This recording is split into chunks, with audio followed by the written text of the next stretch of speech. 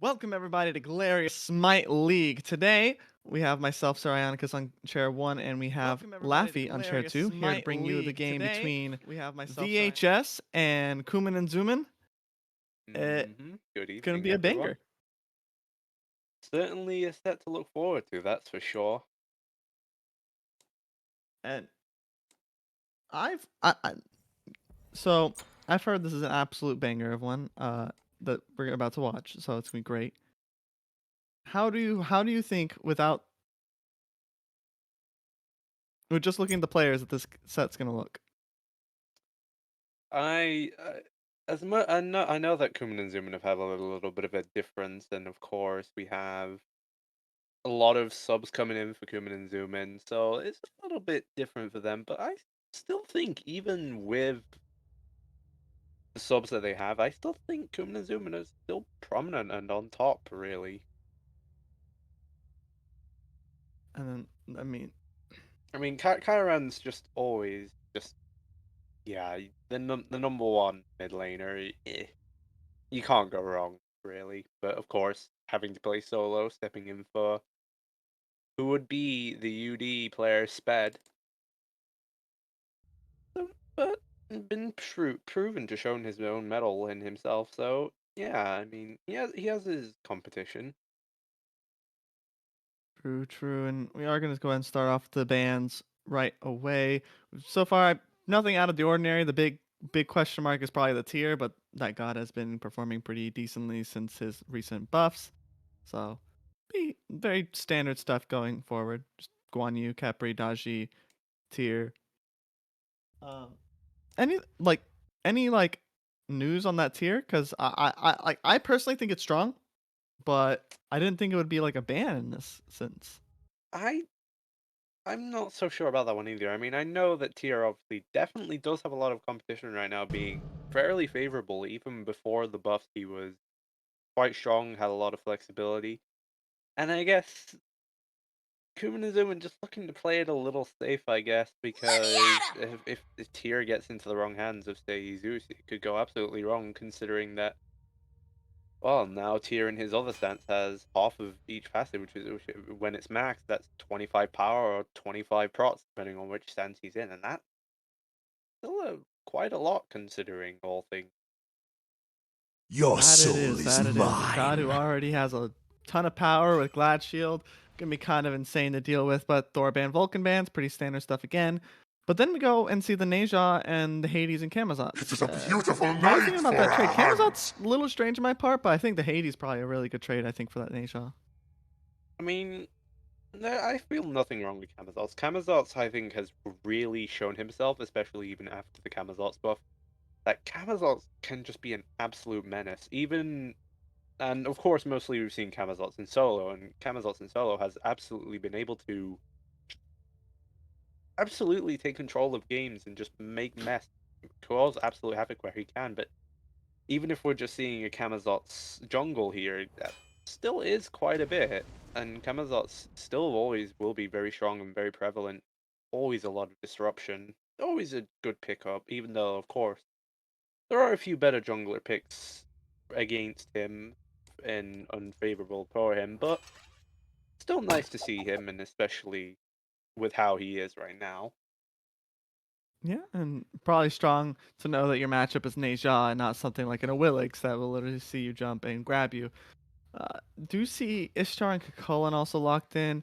I've heard like Kakulin never can go wrong with that, but They the will Ishtar all is another one obey that their I'm a goddess. little confused by. Like, obviously she's got her strengths, but haven't seen her in competitive play very much, either in the top end or in community leagues.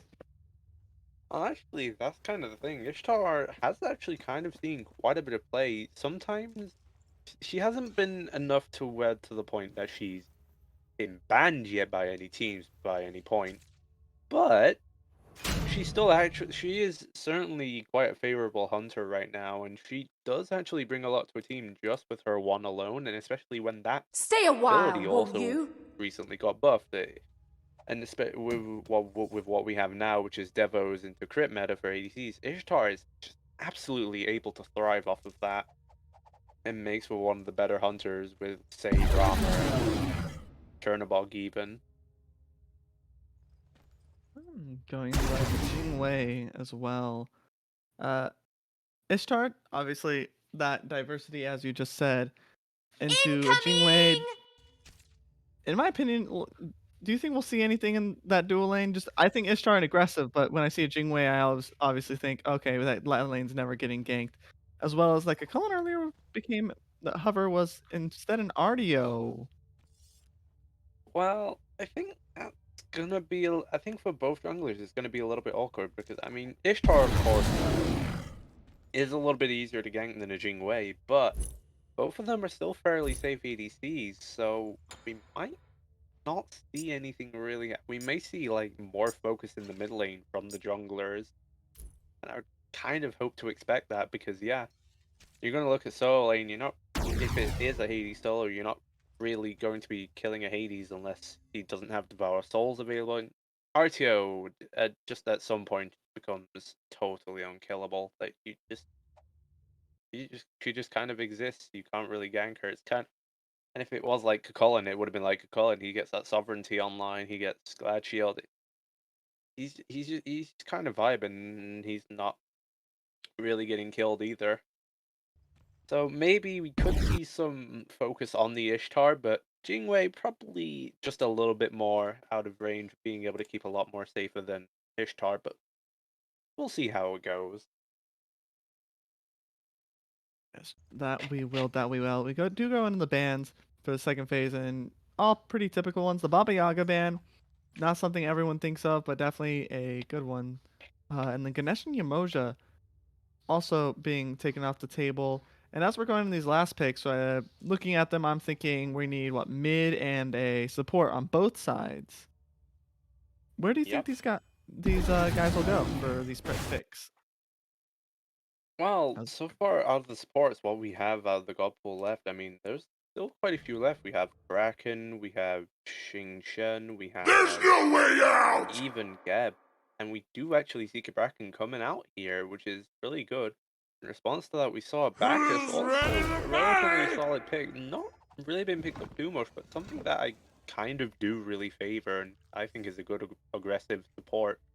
Which will, even though of course Ishtar will always have the lane dominance against the Jing Wei in the moment, that will kind of help solidify that early game pressure.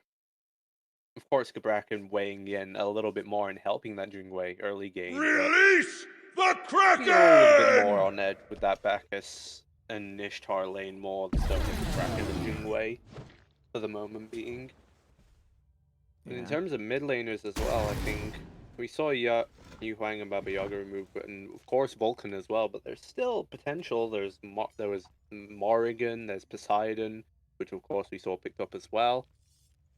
I'm trying to think of who else. There's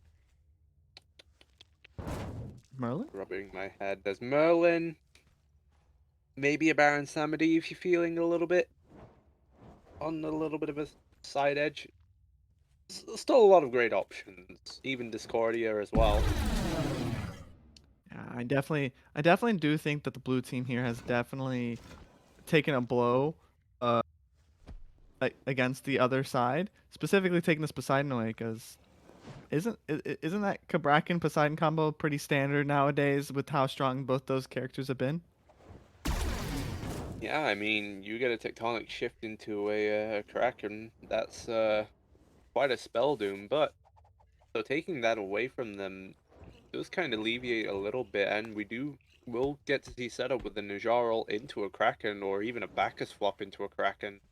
That's kind of really standing strong, but at the same time, if Kraken catches Poseidon within tectonic shift, you can just spell an absolute nightmare for that Poseidon.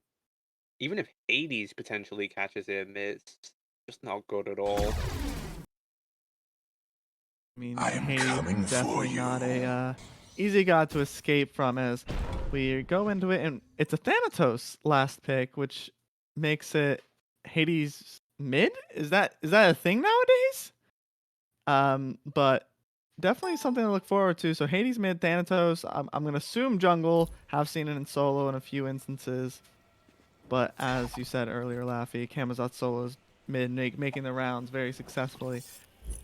This will be an interesting game because in most cases, I'm not thinking Hades as a solo laner. I'm thinking Hades as a mid laner. I'm thinking of him as a solo laner. So this will be very interesting to see. How do you think that's gonna play out in mid? Like, obviously you said Poseidon gets caught by Hades, but there's also crippled Kraken against Hades. Well, it kind of a coin. Hades in mid is always kind of a little bit of a coin flip. If you're able to play it well, you can, and if especially because it can be unexpected, you are able to just catch a lead and be able to steamroll off of that.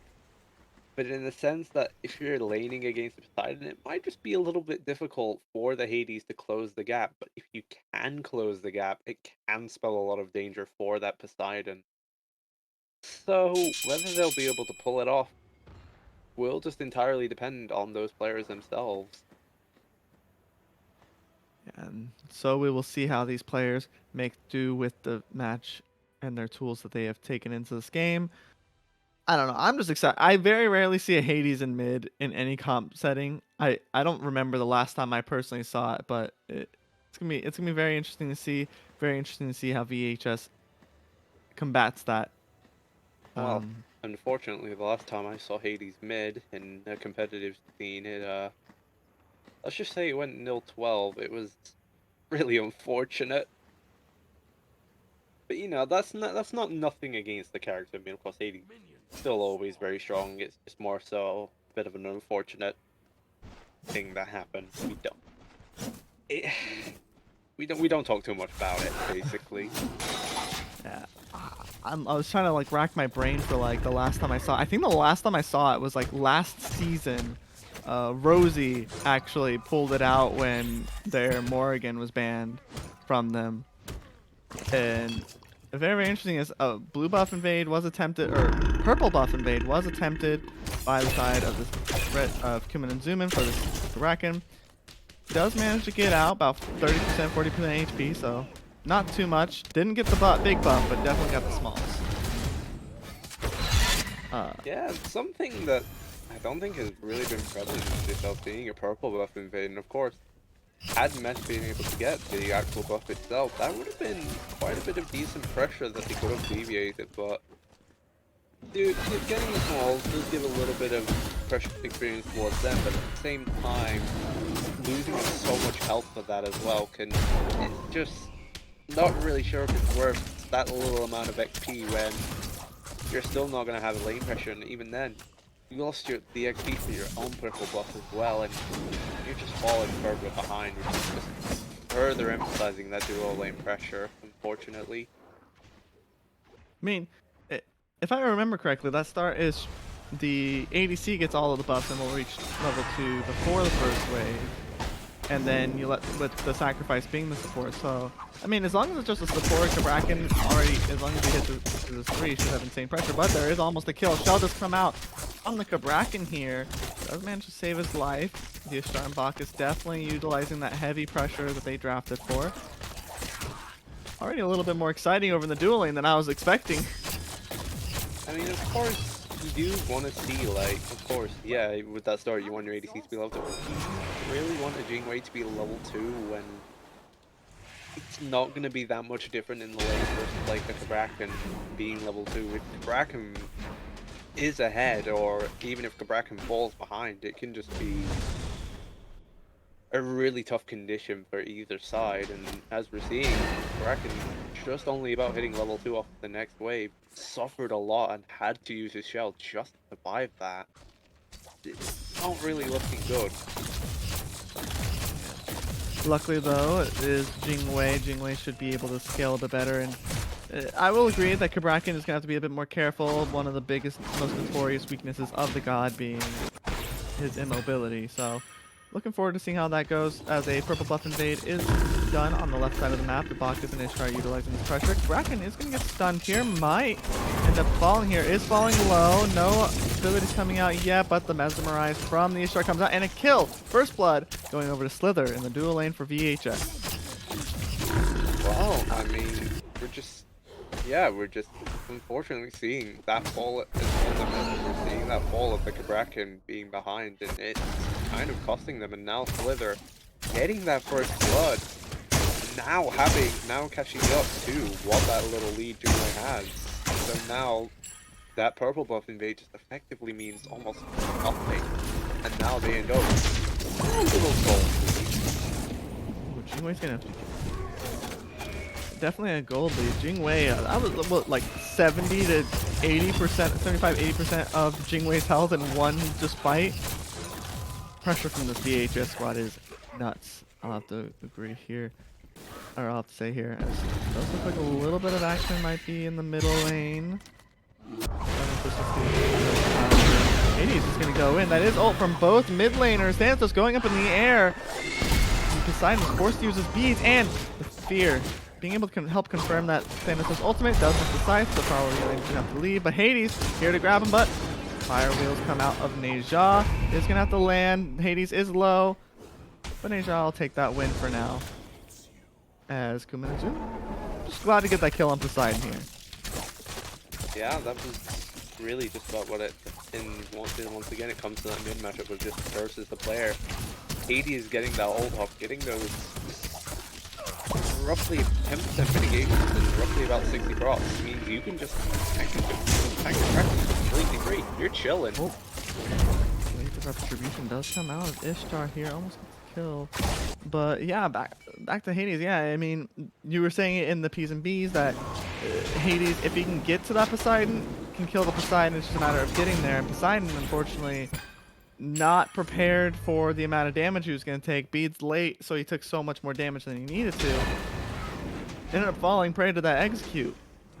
But so maybe gonna have to play a little bit safer going into the future here.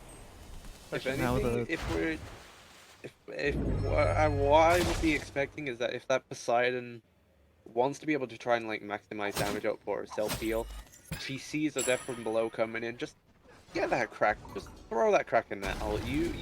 There's a pretty good window between death from below landing and you being able to instantly get a crack as soon as he lands, and that's gonna be, and hopefully before he ends up getting to Vortex.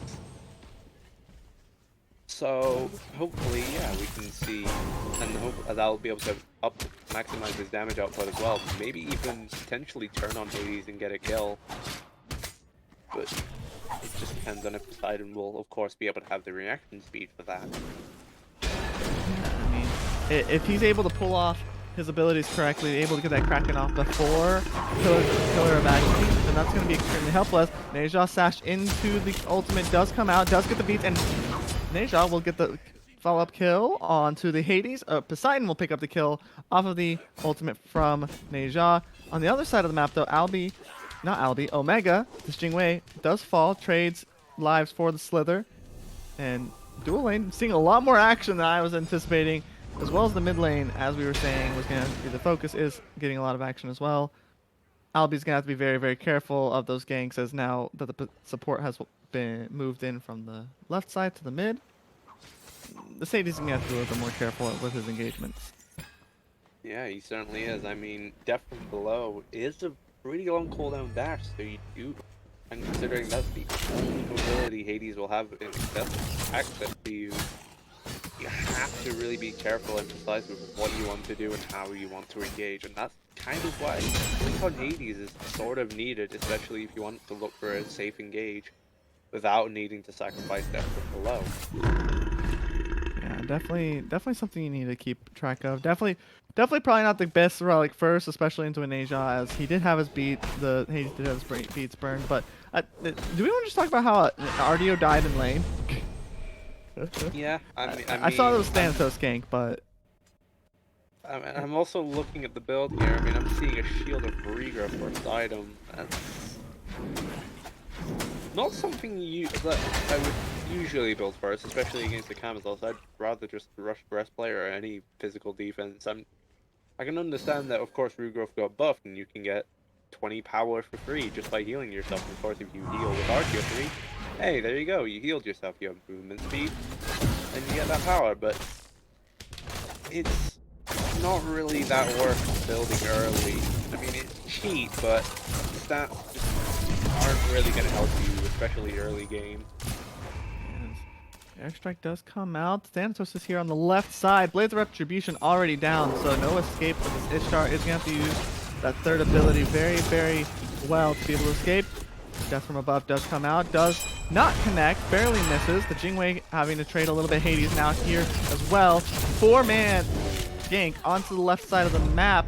And blue team, VHS, is going to go, instead of going for an objective that isn't even up, they're going to go for this T1 tower just to be able to take that safety from this Hades. Kuman and Zuma not opting for Gold Fury either. That's really interesting. They definitely could have had... They had the ward vision. They very easily could have pulled for a Gold Fury. But I guess they're just looking to take farm off the map where they need, even though they are still just a little bit far behind. Only about 400 gold, but back camps aren't really going to make up for that much difference, unfortunately, where easily...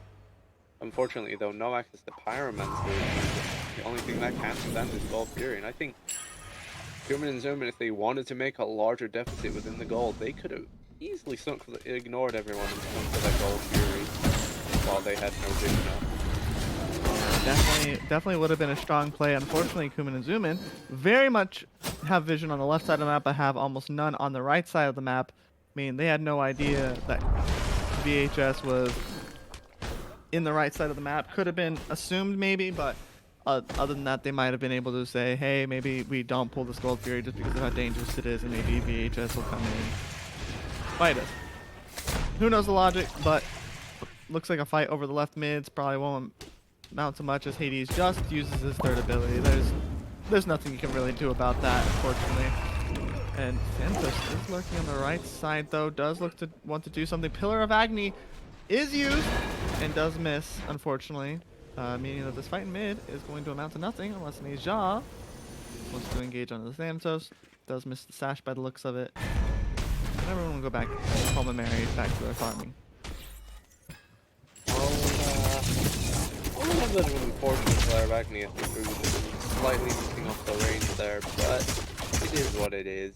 Sometimes things happen, but to be very fair as well, Pillar of Agony is on quite a short cooldown, so some mistakes like that can be taken, especially when VHS seems to be kind of taking things fairly aggressive, and Kuman and Zoomin are just absolutely oppressive where they can. I mean, they're looking to pull the Pyromancer now. And we do see a few responses, but they walk away with it.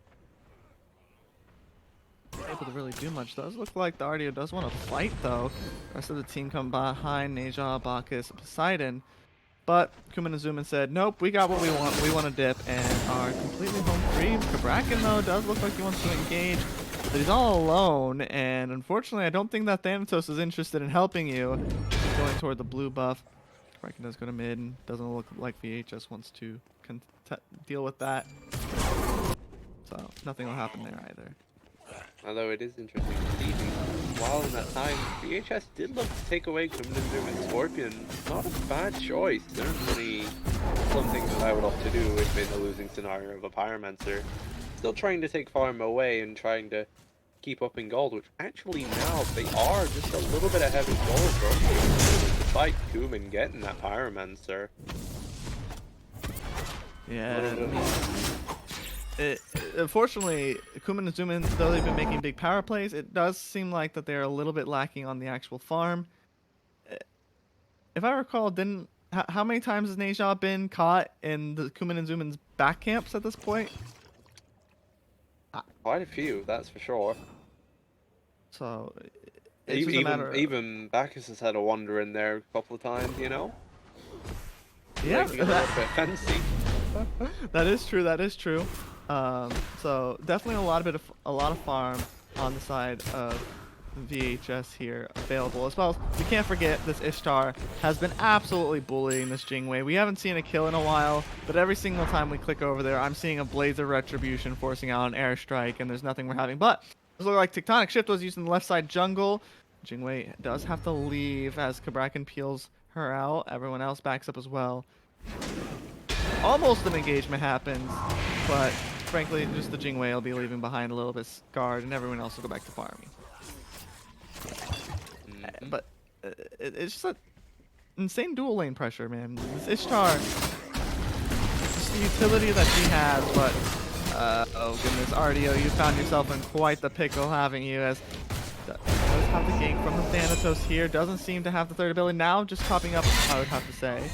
And does manage to get away until Blinken from the Kamazots does manage to stop, but everyone's missing abilities. This RDO, you gotta hit your abilities, man. So Thanatos ultimate is coming out, does drop down, does miss. VHS does get the Gold Fury, knowing that the jungler is not over there. They finally get the kill here. But unfortunately, on the other side of the map, is Kabrakan getting Blades of Retribution after Windfire Wheels. And now Pillar of Agony coming out, catching the beats of the Neja. But unfortunately, Bacchus a bit too tanky to be able to shut down. And the rest of the fight's going to end with a one death on the side of VHS all the way on the right side. And Gold Fury in favor. You know, I rattled on about that Shield of Regro, but that actually made a huge difference in Izus being able to stall so much time there. It's just the perfect combination of both cancelling abilities, running around, and just getting those regrowth procs and making him faster. Because they're missing even more abilities, and that's just... Yeah, I'll give you that one, but I still don't think you should have built it first item, just being honest. It's definitely a weird pickup, but I mean, it's starting to work right now. It's kind of crazy that it took them that long to kill this RDO, but unfortunately, that's just... Everyone has those off days where abilities are a little bit hard to hit. Even I will say that Kamazots is not the easiest god to hit abilities on, as it does look like a left side gank is happening. Ishtar a little bit more aware of it. It does have the Thanatos drop down on her, forcing down the beats. Hades is here, will confirm the kill with his 3. And now we got Neja coming in from the right side. Does use the ultimate to try and get some peel out, but to try and get out of the engagement. But now Bacchus and Poseidon in on the fight. Thanatos now 1 HP, forced to beat. Albi coming in with the Hades to try and peel. Does not have the ultimate quite yet, but it is close. Jingwei will get the ultimate. Hades now having that ultimate is going to use it in the midst of this fight. Gets the Poseidon and helps confirm the kill on the Bacchus for this Jingwei. 4 kills to 0 in favor of Kumin and Zuman here. A crazy gank. I'm gonna be honest, the only thing I saw was a collapse of a tectonic shift, surrounded 3 of them into a Devour Soul, and we just saw absolute massive Hades damage coming out. It took them a little bit longer than anticipated to secure the kills, but of course, they're not going anywhere, so they will all eventually fall. It's nice to see that. We're kind of seeing that effect now of Kabrakan and Hades being able to work together, a tectonic shift into a Pillar of Agony. Certainly gonna set up my dream, that's for sure. Oh goodness, yeah, that was happening. I'm just surprised, right? Thanatos got to literally 1 HP, and obviously Thanatos is notorious for doing this, but to 1 HP and still managed to come in and have an impact. I imagine just through 1 scythe and then Hades just cleaned up with the Jingwei, so... Great play from Kumin and Zuman. They definitely showing that they have a good bond, good trust in each other's abilities to be able to pull off a fight like that. Well, I mean, Thanatos certainly does only need 1 ability once you get that fight. Hey, it's a 300 heal, it's a 300 damage ability. That's pretty big, especially early game if you can get it off. But of course, that's where the fine skill abilities come in. You have to trust yourself in the movement of the enemy, predicting the movement of the enemy to be able to hit them. If you hit it, you get graciously rewarded. Congratulations! And of course, if your team's present, then it rewards you even more because hey, there's a slow attached to that. Good luck getting away. For sure. Now, as we're going into the rest of this game, is 4 people on this Kraken. They have Ishtar, they have Poseidon, they have Neja, but Kraken does come out. Kraken's low, caught in the Windfire Wheels, and Neja ultimate mate possibly doing it. And the Blades of Retribution finally gets the Kraken, but so many things were utilized. Pillar of Agony does come out, but a little bit too late, not able to give all the protections that Hades needs in time. Jingwei now a little bit caught out here, is going to have to run all the way to 2 tower, but Thanatos ulting up into the air. Neja gets the kill there, but now he's caught under the tower with a Neja ultimate not being enough. Thanatos ultimate coming out and catching him under that tower, netting at least 1 kill in return for the 3 that VHS just got on the left side. Wow, I mean, Bracken was certainly tanky, that's one thing for sure. I mean, of course, Mail of Renewal, very, very good item, being able to buy 30 of each prop. Then the buy 5 more for 5 stacks. It's like total of almost 30 more. And on top of that, you giant burst heal when you end up getting those 5 stacks. So combine that with a Manticore Spikes, which is also 35 props. That's pretty good. That's, I mean, that's 130, 140-ish props just by existing, basically, and being hit. That made him, that allowed him to survive quite a lot. He was able to tank a Kraken, able to tank a Windfire Wheels. Just so much he can soak, and that did allow Obi to respond. Obi tried to come in with that Pillar of Agony, but unfortunately had already taken way too much damage. That Pillar of Agony unfortunately wouldn't have done anything for him. Definitely didn't help him very much, but Xanthos is now lurking. Does get the stun and the beats out of Poseidon here. On comes out of the Bacchus. Sash coming out of the Ninja to get this fight, but Tectonic Shift does catch them, but also catches them in the brink of a Blades of Retribution from the Ishtar. Ishtar does pick up Albi after they picked up the Ninja. Now only one member of the red team, Kamazot's caught out all on his own as the rest of the red team running away, trying to not die to this death ball that is now forming out of VHS. And looks like that they are planning to go for this gold period here. It's just a little reward for their efforts in that fight. When you Kraken, once again, when you think you trap them, you think, oh gosh, we're doomed. But then it's like, well, actually, we can kind of turn this around and say, hey, you've trapped yourself inside here with us. We're going to make ourselves present. Here's Blades of Retribution. Let's stun all of you and let's just get rid of you all completely. Farewell. It's a very 50-50 situation with Cabrakan Wall, because of course Cabrakan Wall, absolutely amazing for your team, but can just be at the edge of the death for your team as well, unfortunately. And I think we'll see that quite a bit in the aspect of these games. We'll see Tectonic Shift being absolutely favorable for this team, and then in times it will just absolutely hurt them, unfortunately. I will say it did do a good job of separating the fight, but it's really hard to separate out the fight when Ishtar is coming from the angle you want her to come from least. This Ishtar has been popping off this game. Very much the star player, I think, out of the VHS. Had insane pressure out of the left side of the map. And on top of that, every single Blades of Retribution I've seen has connected in such a major way to get a kill. Albeit the Cabrakan one, maybe that was a little overkill when it's just Cabrakan, but you have a fight here in the mid lane. Kraken does come out, does get the kill on the Albi, and a kill on the Cabrakan, a double kill for this Poseidon. As I was saying, Ishtar popping off, but also Poseidon. But those Poseidon Krakens are kind of nuts. Another Annihilate, not giving us casters a moment to breathe as Kamazot's now falls. Chiron, unfortunately, the victim of a Neja ultimate into just pure follow-up as Fire Giant now being pulled by the side of VHS. And the red team, only 2 members able to answer it, Jingwei and this Xanthos, but unfortunately it's 2v2 out of the zoning, and VHS will get a clean Fire Giant out of it. Well, seeing the Poseidon effect again, the way the matchup is played so interestingly in mid that like we can see if Poseidon hits that Kraken on Albi before Albi gets the Pillar of Agony, yeah, he's just gone.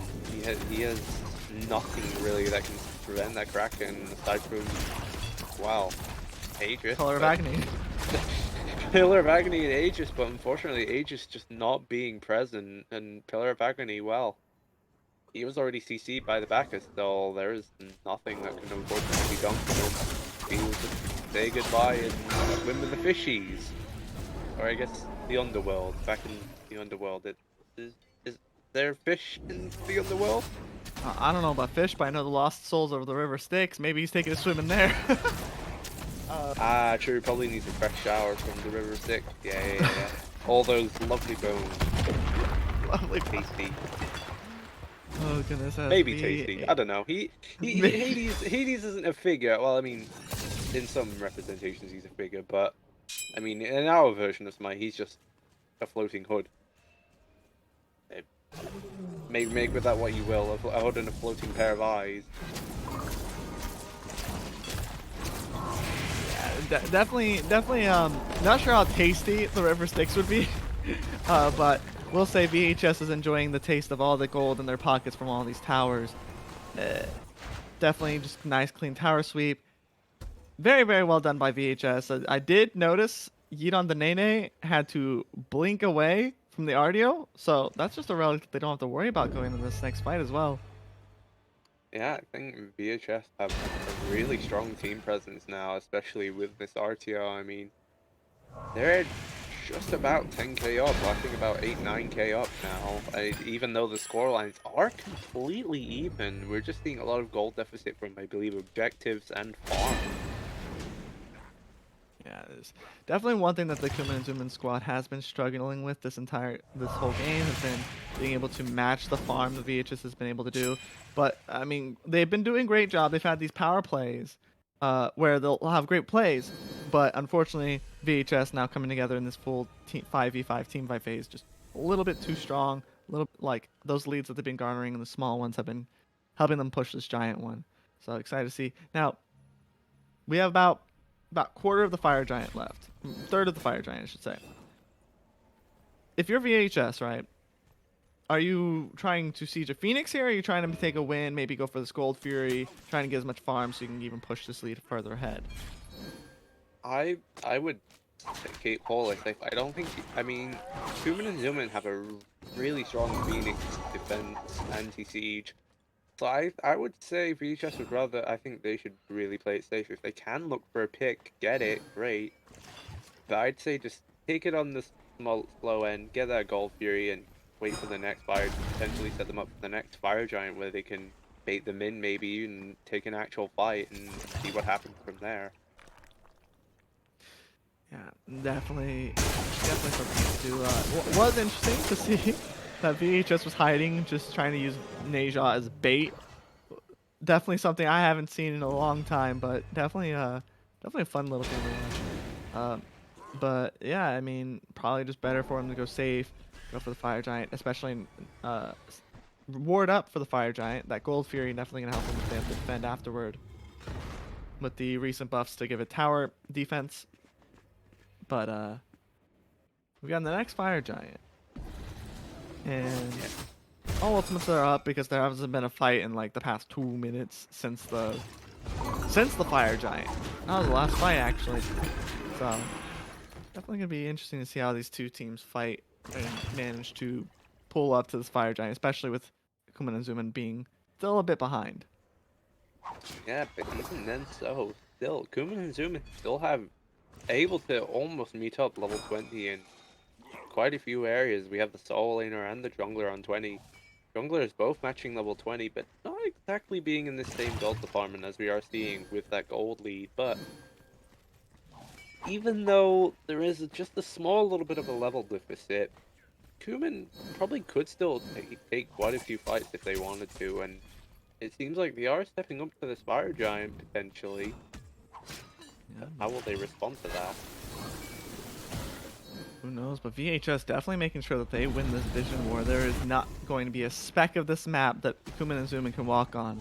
The VHS won't have recorded perfectly, ready to attack.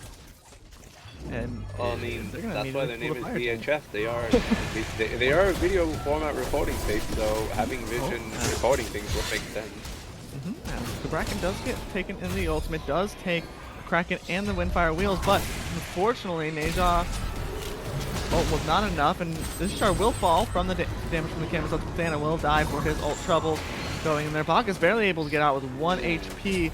Fortunately, will lose the RDO on the side of VHS. Bit too hungry for their liking, but Kamazot's doing a great job disrupting the backline, and I'm pretty sure he's the only one who did any damage to that Ishtar, and that's the exact reason why that Ishtar died to the execute from Thana. Great execution out of Kuman and Zuman. A little unfortunate Thana died, but I mean, we'll take the trade. No fire giant for our one jungler death. We'll take it. It's something that was very suddenly interesting. I mean, we saw a Bat Out of Hell coming out when Kai was only still just about full health, and we saw 3 members of VHS infusing shells just rushing to look at him and try to engage against him. I'm not certainly sure why that Phantom Shell was used. It could have been used when the Cabrakan engaged with Tectonic Shift to keep its team members alive. And if Camazotz was looking to get away with the bat out of hell, even though he was full health and could have very well easily re-engaged, I don't think VHS needed to separate so strongly and look for, well, aim 3 members towards the Camazotz who's already damage immune and in the air. It kind of felt a little bit awkward, seems like, communications-wise. Yeah, but definitely was awkward as we were going. Definitely an awkward fight for VHS, that is for sure. Their star maybe not having the best peel or the best like teamwork, but VHS once again making sure that they have this map fully warded. As wait, is that? Tell me I'm looking at like not a Hades build right now. Hold on, I need to like move the airbags from my eyes. That's what? Huh? Is that Nick? We'll have to save that for another moment. Cabrakan does take the full brunt of Blazer Retribution and Kraken, Bats Out of Hell, and Death from Above, both coming out. Hades will get the kill with the Pillars of Agony. Ishtar falling to the Cabrakan afterward. Phantom Shell does come out. RDO trying to run her best away, but that Shield of Regrowth, for some reason, still pulling up in this fight, but not well enough here. But great fight out of Kuman and Zuman. Great easy fire giant if they so choose, but why Mannequin Scepter, Hades? That's my only question. The only thing that I can make it make sense is Hidden Blade. Even Hidden Blade. With an engage with Death from below, but like yeah. Your whole thing is gonna be Death from below. You don't have blink. This Hades doesn't have blink, so he's not gonna like blink Pillar of Agony for a giant hit, or blink 3 of the entire enemy team, or blink 2/3, I should say. I'm just confused, man. Like maybe we're gonna see like Poseidon just get absolutely one shot. Maybe I don't know, man. I just see a Mannequin Tin Blade on Hades, and my brain goes, what?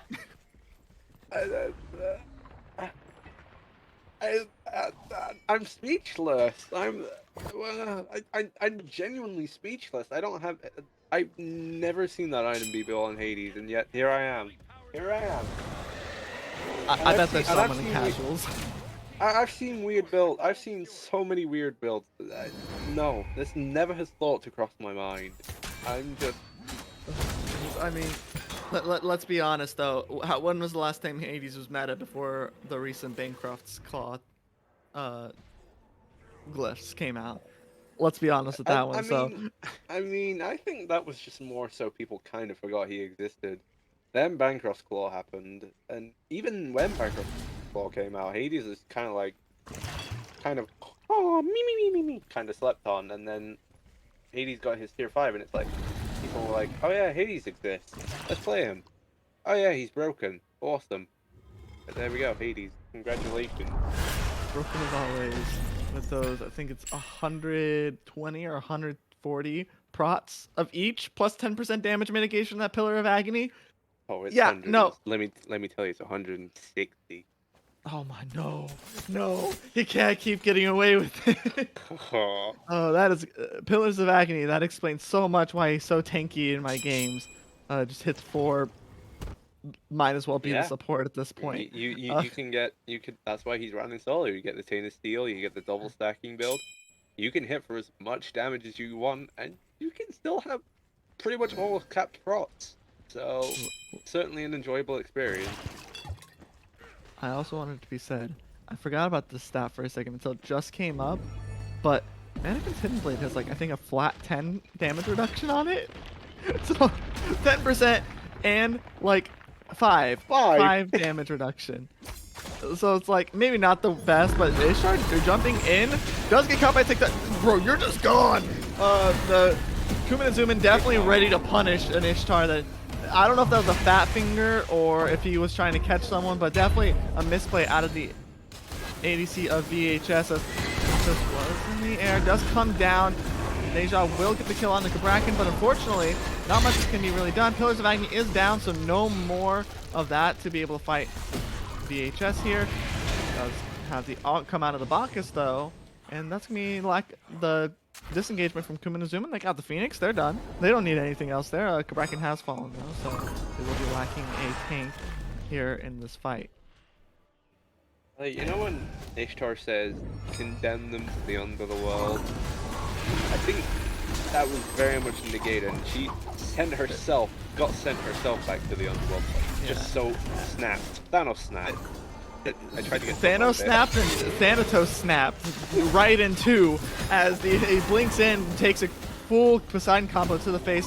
Neja and Ardio on this Jingwei, and Hades does get the ultimate back off, as Neja does on the Hades, does bring him down. He's low health, does manage to use the death from a blow to get out, but unfortunately can't get far enough. But thanks to good old Bacchus knockup, Jingwei manages to get a good way out, but unfortunately VHS is chasing. This might be game. Like, Kraken did just come up, so he can peel out, but Jingwei is too low to fight. That Sash connected. Maybe we're looking at a game 1 victory for VHS, but... Are we looking at a regrowth meta? Both of them have the regrowth, and that's why they chase so hard, I think. Oh... What is going on? What? I don't know. I don't know if VHS, like, you know, saw some hidden tape that none of us have seen and just says, Shield of Regrowth is meta, build it. But we do see Neja does get the sash off, but unfortunately it doesn't go through walls. So maybe that was a Bacchus stun. But Thanatos on the backside does dive in. Unfortunately doesn't able to do much, but Neja almost falls, does indeed fall to the whirlwind ability from Jingwei, and VHS now being pushed the other direction. You know what? Just for seeing the tectonic shift being used to delay them VHS getting the Phoenix, can Ordered Mess go to UD, please? I've never seen a support using an ultimate ability like that just to stall getting a Phoenix. Just because, hey, Kraken Wall tectonic shift is deployable, takes 3 hits to destroy. That is a second longer just to deal more damage to the Phoenix. That's something that usually no support players ever usually consider. So pat on the back for that one. Yeah, it's definitely a strong strategy. Definitely reminiscent of like Ymir Wall. Obviously, an ultimate ability cooldown over just a basic ability cooldown. But Pyromancer will go to Kumin and Zumin. I'm just surprised that Ardio got to get away with teleporting right in the center of the entire Kumin and Zumin squad there. That in the hell does come out. Tectonic Shift and a Phantom Shell comes out to counter. Thanatos now in the air, but Ishtar very, very low. Does get caught by the ultimate ability from Thanatos, but Poseidon there waiting. Does have the Kraken at the ready. Albi does manage to get Pillar of Agony off to get a kill on Poseidon, but unfortunately does fall into the Bacchus right after. Jingwei does dash in onto the enemy. Ardio does get caught by Sash and catches the ultimate, but does beat just in time. Airstrike comes out to get a little bit of a flank on the enemy team, but it's just the Jingwei versus 3. No matter how low their health bars are, that is still 3 people, and Lagosaurus Rex will get the kill onto Jingwei here. 2 for 5, that's... You don't have an ADC, but, I mean, that's huge. Yeah, I mean, there is a Fire Wave walking up into that Titan, so they are going to get a little bit of Titan damage. I don't think they have the timers to end, but they are looking to end. I mean, Neja hits for big numbers, does have Deathbringer and that second ability to give an extra crit chance. There is the possibility. There are no enemies to bounce your ring toss off, unfortunately, so you're going to have to just count on that base reduction from the first hit. Ardio is going to do the best her attempt to stop them, but Thanatos goes up in the air, does miss the ultimate, and VHS is hard sticking this. Thanatos gets 1, gets 2 kills onto the side, and 3 triple kill for the Thanatos. Kumin and Zumin, Thanatos here. I respect it, right? I respect it, but unfortunately, you're going into a Thanatos Kama being your next people up, and Thanatos is a little notorious for this thing he's got called an execute. It does miss it, but the damage numbers still come out plenty insane. Only thing is, Kumin and Zumin have to be very careful not to have a Ardio TP and just solo their Titan at this point. Well, thankfully, they don't have any wards on that top side of the map, so they should be fine. Of course, Titan, though, just sitting on a little slither of health, probably around about 1,000, so anyone could walk up and get it, but as long as Kumin and Zumin are able to get that mid Phoenix back up, that Titan will be sitting happily and healthy again. A Mannequin's Hidden Blade coming into effect. Cotton, the enhanced fire giant actually pretty low. Yeah, it does have fire. VHS steals it and gets the kill in Hades. I was thinking Poseidon's gonna go for a steal. It's fine, it's fine. But Kraken does come out for that steal, so that is no mid cooldown for the side. That wasn't a Kraken. Wait, that wasn't Kraken. Wait, He stole it with Whirlpool? He stole it I with Whirlpool and Riptide. I swear I heard the. I'm gonna be 100% real. I swear I heard that Kraken cooldown, but amazing steal from the Poseidon does deny the possibility of Kuma and Azuma from just running down their base, and not only that, but kills the Mannequin's Hidden Blade Hades immediately afterward, just taking a little bit too much damage from that Fire Giant. That's huge. That's huge. They only have Fire Giant on 2 people, but that's a huge steal, I think, and they're gonna run it down mid, trying for this next fight. Mid Phoenix is now back up though, so that Titan slowly getting a little bit of healing up. However, there are only 2 members present with Enhanced Fire Giant. Of course, it is the most important members, the Poseidon and the Ishtar. Mm-hmm. So maybe it's still have Fire Wave a little bit up as well, so it definitely is possible. We do see a Blade of Retribution come out immediately. Kraken's Tectonic Shift will come out. Thanatos ult does land. Kraken does not quite meet the mark of his target. Does get the Thanatos, but does indeed get a kill no matter what. The Thanatos has fallen. Now we have Kraken here, but Ardio just running in there. And they're just going to end. Pillar into that Agony can do the best that he can, but unfortunately can't do as much. But what? Just the Jingwei and Bacchus, oh my goodness, the Jingwei's autos being able to take it just that little bit further. This Titan, right, is on a freaking lifeline, and Kuma and Azuma is not ready to pull that plug quite yet. Holy heck. Grandpa, it's not your time to go. You might be 99 years old, but you're kicking. You're kicking. Get him, son. Wow. This is... And that's the thing for Kuman and Zuman. Their siege, their defense siege is just so optimal that you just can't really do anything against it. Even if they fully tried to fully commit to that twice, and they still acted out. Just coming short, just absolutely a little bit short, being unaware of what members are present and what is available to them. You know, they get to walk away with the game. Yeah, that's crazy. I am pretty sure I just saw like 4 or 5 different run down the lane to go end the Titans in the single match, and each time it just, oh, one time people die here, we're gonna push it back. There's people die, back.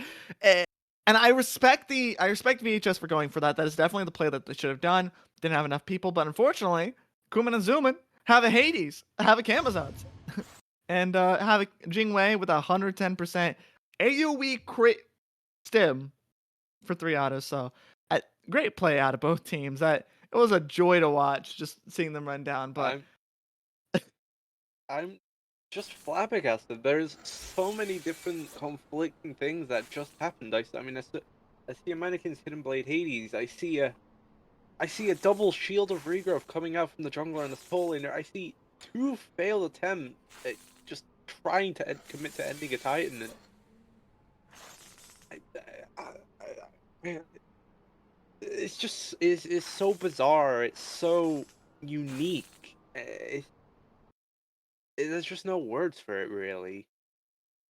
yeah, and unfortunately, I'll say this now. Ishtar was definitely not able to slither out of any of those engagements in any way. I'm pretty sure I saw every single fight. Ishtar would step up, try to pull a Blades of Retribution and see, oh, I'm gonna get as many people as I can, or get these front people, and then we'll just get tectonic shifted and just die before anything. I don't even know if the Blades came back before she died half the time.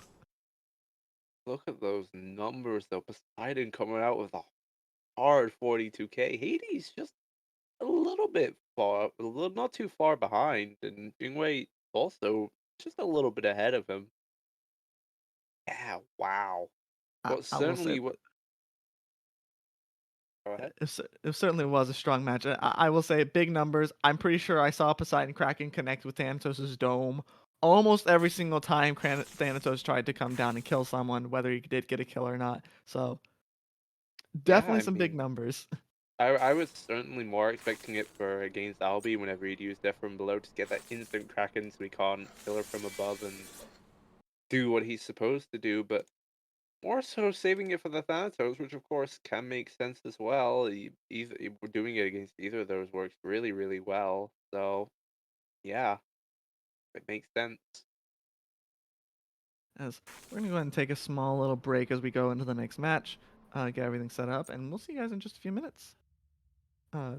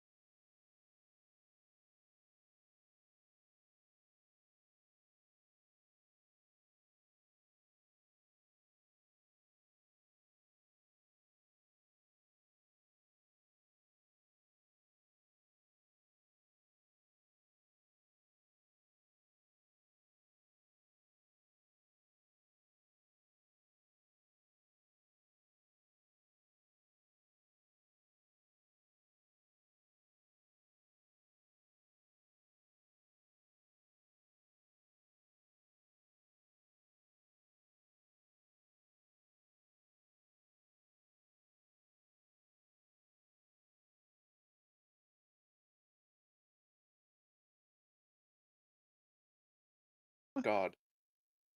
Welcome back, Glarious Smite League, to Game 2 between Kuman and Zuman and VHS. After a very, very interesting Game 1, a lot of back and forth fighting, but I don't know what to say about that game. Just a lot of weird things, and I'm not so sure if I'm ready for game two. If we're gonna see a lot of similar things, and but I guess we'll find out. Yeah, definitely. I definitely think I was gonna say I definitely think we banned something, but what do you ban there? It was just like back and forth, both teams. Maybe the Hades. Just don't let Kuman and Zuman have the Hades, because it's very apparent that the Hades definitely helped out a lot in those engagements, just getting his damage off with the But 160 prots plus 10 damage mitigation plus I have Bancroft's claw. Camazots. I will say Camazotz was an unsung hero, very very strong. Uh, the amount of times Ishtar or Poseidon was getting absolutely freaking harassed was insane. Well, I think production is trolling us again with no streams, so but bans so far coming out standard. We do see VHS actually banning Hades, opting to ban Hades this time around. Oh, there we go. We're I not mean, being trolled anymore. I mean that Hades literally just came and said, "I gank, you die." Cool. One specific moment I can remember is that gank all the way in left lane where it's a 4v4, and what happens? Kuman and Zuman straight up gets out of there with 1 HP on like half their members. Uh, Da-da-da-da. yeah, it's just nuts, nuts character. That's But Hades for you. He just has a lot of flexibility, especially just because of Pillar of Agony. Wow, the props, amazing. yeah, definitely amazing. As does the other changes in bans, I will say, is the Neja. The Neja has now officially been banned out instead of the tier this time. A lot less questionable in my mind, especially since that Neja was a big problem in the fights. Yeah, and of course, it makes absolute sense considering Najad's very prevalent jungle god with the recent mega buff that he got, providing him, well, just giving him protections whenever he feels like it, whenever he uses his ult, really, and just a little bit of splash of They will differences all for Dash obey as their well, just giving a goddess. little bit of a lower cooldown for an ability that already isn't affected by diminishing returns. And with the recent diminishing returns changes, hey, non affected by diminishing returns abilities suddenly are very favorable. Who would have Yeah, I mean, thought? kind of say, do we want to talk about Ishtar topic? I know we said it was a strong pick, but is it like a top pick strong pick? Am I missing something here? I Arise! mean, in a sort of way, yes, because she's very good. She's very present, especially in lane and in late game. Once again, with the crit build and stuff, she is very prevalent, and she is certainly very top right now. But of course, there are a few counters to her, but nothing too much. Say something like Cupid can absolutely ruin her, and Cupid always still at the top contenders as well, and being able to go into the crit build as well. So maybe we could even see Cupid potentially come out and to combat this Ishtar, but Uh, it's in the you air. know, you know what I'm not expecting to combat in Ishtar? An Opwash response. I'm not gonna lie. We're Um, talking Ishtar, and I saw that, and my eyes just go wide. I'm just sitting here speechless. I'm like, "Yep, please, Laffy, please keep talking, because my voice isn't gonna work seeing this." uh, uh, Opwash um, Geb. um, do I need therapy? I feel like I need therapy after this. Now the Kraken's being locked in. Sweet dreams. Uh, So uh, here's the thing, right? If they had locked in Opwash Kabrakin, maybe I'm like a little bit more like, okay, that's a decent idea. oh, That's not a terrible idea. But like, I'll watch Geb. So then it's just like, if the other team picks Kabrakin, right? Which I think they should have 100% locked that in immediately. That's just a dead Opwash on cooldown, right? Am I right on this? I'm pretty sure I'm right. I would very much hope so, unless there's something that's going to be different to that Aposh. And know that that can happen because I've There's played no so way much Outpost out! solo where I Time just to ran the burn! upgraded movement speed breastplate just built towards picking up my corpses and just getting infinite like 200 health from the corpses and picking them up. So I know things like that can happen. Maybe we'll see something like that. So then, Today like, I doesn't am even matter if judge, you pick up the jury, and Kraken. executioner! He's just not dying. He's just going to be Yeah. running around picking up corpses unless you anti-heal and put focus on him. Yeah, that's definitely true. Agni, a good counter, I would say, into that. You just at range, Divine Ruin. Um, I don't think that's Upwash solo this time. I'm pretty sure that's going to Albi's hands, unless he on the Nene is absolutely ready for a tier jungle game. I don't know. I can't say. But how much you want to bet on this? Whether or not this Upwash goes Mannequin's Hidden Blade again? Because this is No, Albi we're talking no, about, right? no, please. It has to be. Surely it has to be the alternate timeline. Surely. Alternate. Just literally sits there, ults, and then dies in his own ultimate. So everyone's like, "Wait, he's not." Oh no! Eh, Oh I goodness. mean, alternate. I mean, if you were to go for like a bruiser build, like with the breastplate of vigilance, alternate timeline does exist. It gives you 45 of each prots. It gives you a 5 minute sort of, I guess, invulnerability and then eventual second revive. Yeah, I would figure something like that. I'm sure we won't see like Diamond Arrow or Wash or anything, right? I mean, we could maybe we don't know, but consider the bands. Got Ravana and Kamazots this time. VHS not a big fan of the Kamazots, and definitely don't want to see it in the jungle. Or if it goes solo and Tier just decides to be the jungler for a game. The other side answering with Sasano, RDO, pretty standard stuff. Just strong picks, get them off the board. Uh, and we talked about Tier earlier, how it was just a really annoying pick whenever he was banned in the first game. Annoying pick, got the recent buffs, has a lot of power. Um, my brain's thinking that's gonna hurt an Alpwash ult. Alpwash ults, Tier Fearless, Geb Cataclysm. And Clear as you're seeing, out! potentially a Humbat to Fear No Evil. That's just ouchie's combo. If you get caught in that, that's a lot of death. There is no way escaping an all partial damage, especially when you're being feared into it. Never mind that you can have a cataclysm into a Fear No Evil, then have the all partial thrown out. There's just so many different combinations that can happen. It's scary, that's for sure. Um, I'm starting to think that Kuman and Zuman have decided that they want to play volleyball amidst the crypts that Alpwash releases Onwards to with victory! the bodies of VHS at this point. That's just what all this comp, as you said, Fear No Evil, Cataclysm, Fearless. That's a lot to deal with. Obviously, there's a lot of safety there as well. Ishtar can just go in the Blades of Retribution, gets that moment of CC immunity. But like Agni, you get caught, your dash gets caught, you're dead. Kabrakan, you're just dead. We saw it multiple times last game where it happened. Is Lancelot is being hovered. Nike gets locked in for the side of VHS. I haven't Put seen a your lot of Lancelot foolish recently, but I ambitions to don't. I rest. feel like that's a really, really good pick here. I mean, you can't. What? There's one stun so far on the entire team. Yeah, there's only one. So far, all we have is the Cataclysm off of Gab.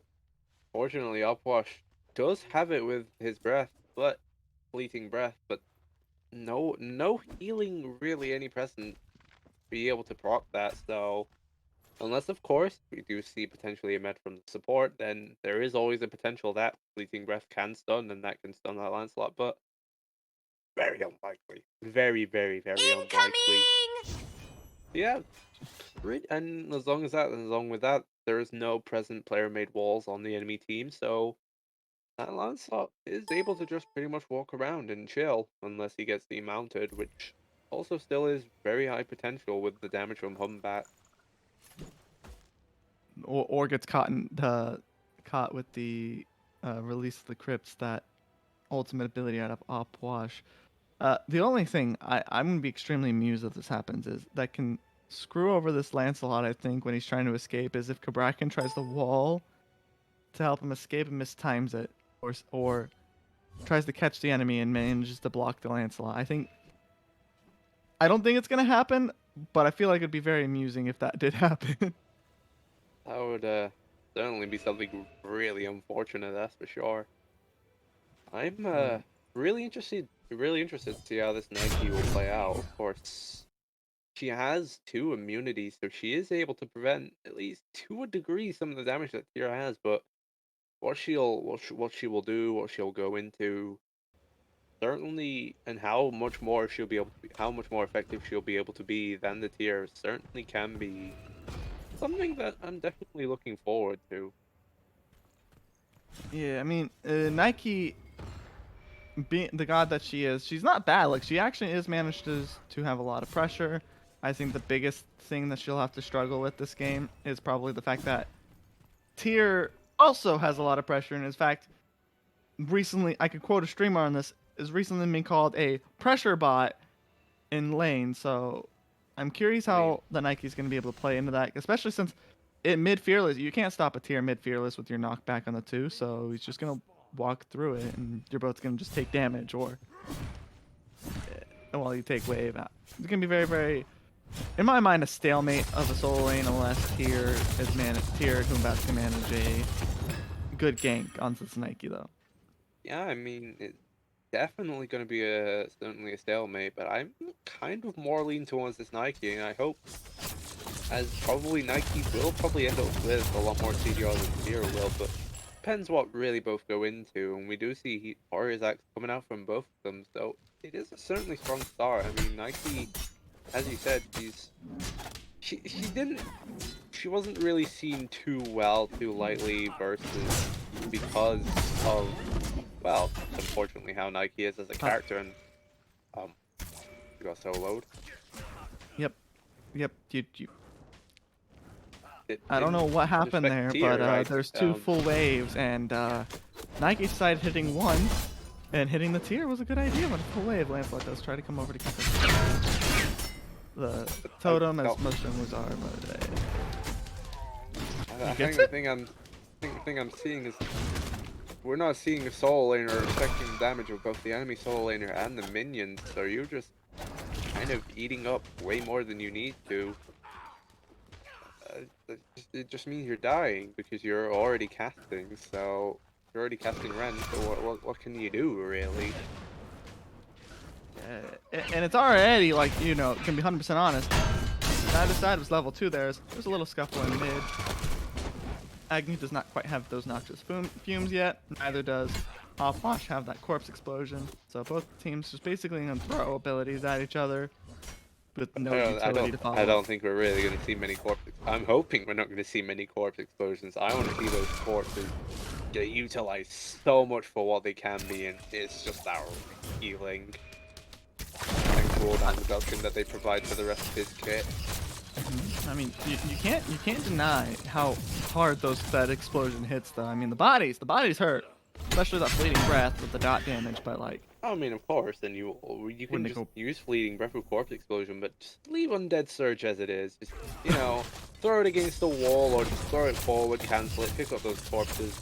Hey, look, there's your cooldown back for corpse explosion. There's a little bit of cooldown back for undead surge too.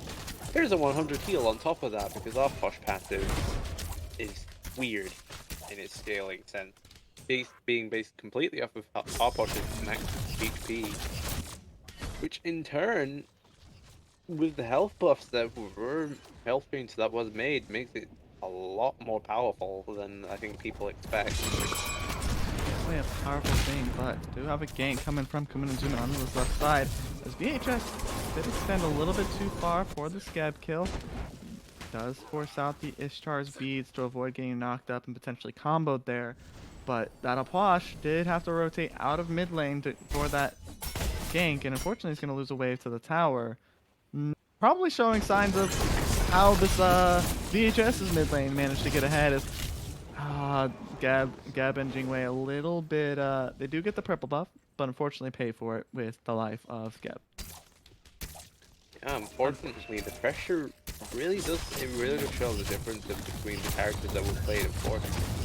We had Bacchus and Ishtar in the first game, absolutely being able to dominate that pressure, but at the same time, Ornament with that Kraken being able to somewhat hold a little bit and being able to help that Jingwei just a little bit, even with a few ganks with Tectonic Shift. But now it's Geb. Geb isn't really a guardian known for pressure, more so for late game Cataclysm ults and being able to provide peel just with Stone Shield alone.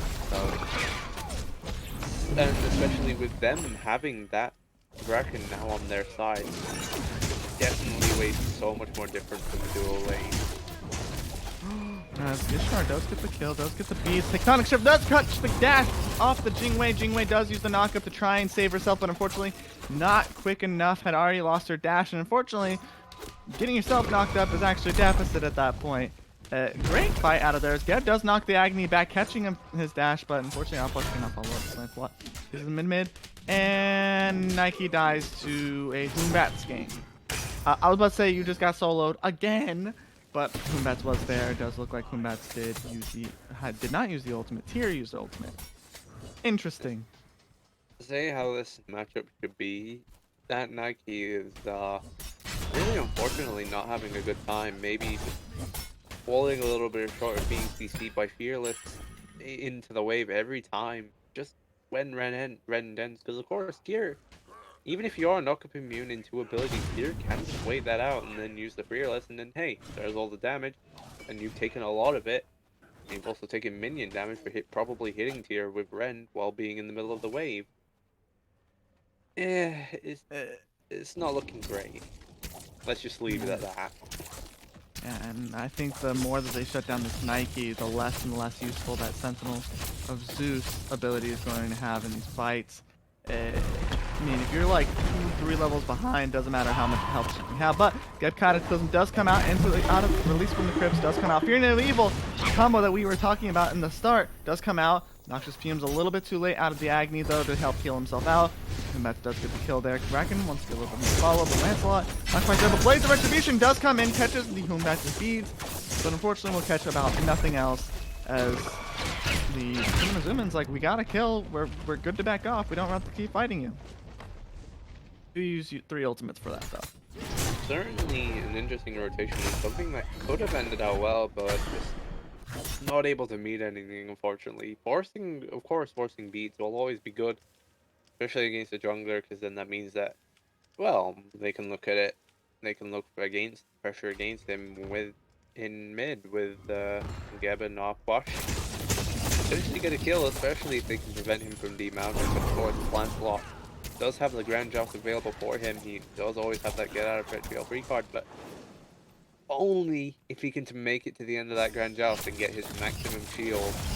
If he's caught in Empty the Crypt and low while he's trying to get the Grand Joust off, he will still very well die, unfortunately. Yeah.